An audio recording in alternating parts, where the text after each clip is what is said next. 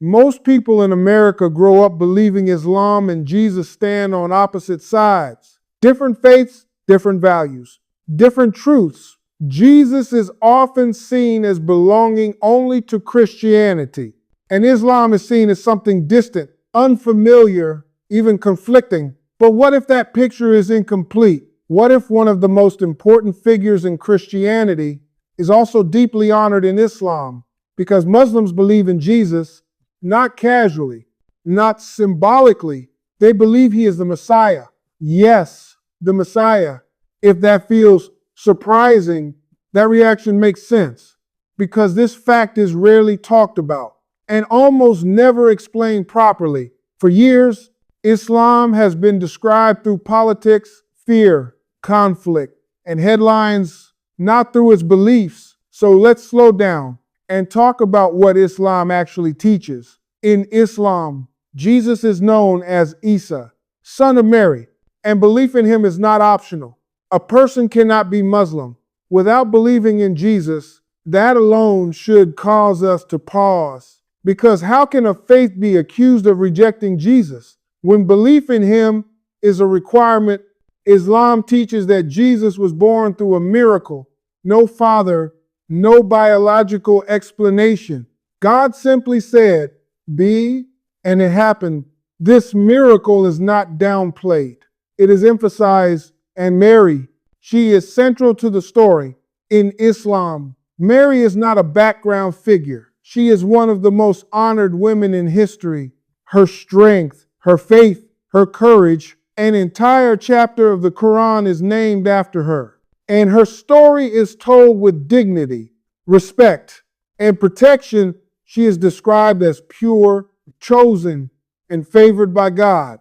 And from her, Jesus was born, a sign, a mirror, SEL, a mercy, and Jesus is given a title in Islam that matters deeply. Al-Masih, the Messiah. This is not poetry. This is theology. In Islam, the Messiah is someone specially chosen by God, someone supported with miracles, someone sent to guide people back to truth. Jesus healed the blind. He cured the sick. He raised the dead. But there is something Islam is very clear about. Every miracle happened by God's permission. Jesus did not claim power for himself. He pointed people to God. He prayed. He fasted. He lived humbly. He walked among the poor, the rejected, the forgotten. He spoke with wisdom, with compassion, with patience. These qualities are not foreign in Islam. They are deeply respected.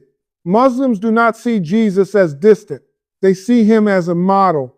They mention his name with peace. They teach their children about him. They honor his character. So where does the confusion begin? The biggest difference lies in how Islam understands God.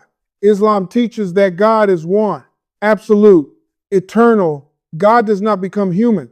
God does not weaken. God does not die. From this belief, Islam teaches that Jesus never claimed to be God. He worshiped God. He called people to worship one creator, the same creator worshiped by Abraham, Moses, and all the prophets. Islam sees Jesus as part of a long chain. One message repeated through history: worship God alone, live righteously, care for others, prepare for accountability. This message did not start with Jesus, and it did not end with him. Now comes a part many people find difficult. Islam teaches that Jesus was not killed, that his enemies did not succeed. This belief is not meant to deny pain or dismiss history. It is meant to honor God's protection. Islam teaches that God saved Jesus and raised him up, because in Islamic belief, evil never has the final word, and the story of Jesus does not stop there. Muslims believe Jesus will return, yes, return, before the end of time.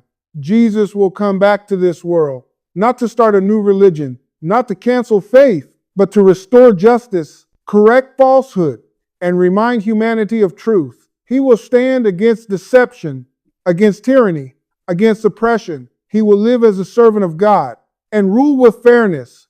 This belief is not symbolic. It is detailed, serious, and hopeful. So pause for a moment. How can a religion be against Jesus? When it believes in his miraculous birth, calls him the Messiah, honors his mother, believes in his miracles, and awaits his return. The answer is not hatred. The answer is misunderstanding. For too long, Islam has been explained by those who do not follow it and judge without being heard. Jesus, a man of peace, has been turned into a dividing line when he was sent as a guide. This is not about forcing belief or erasing differences. Differences exist, and honesty requires acknowledging them. But respect requires truth. Muslims do not reject Jesus. They reject the idea that God needs to suffer or die.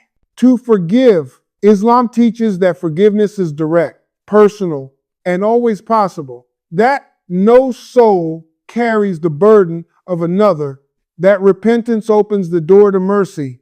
And Jesus, in this belief, is one of the greatest examples of mercy, a man who stood firm when mocked, when rejected, when misunderstood, a man who healed without demanding credit, who loved without conditions, the Messiah. So the next time someone says, Muslims do not believe in Jesus, remember this. They believe in him. They honor him. They defend his dignity.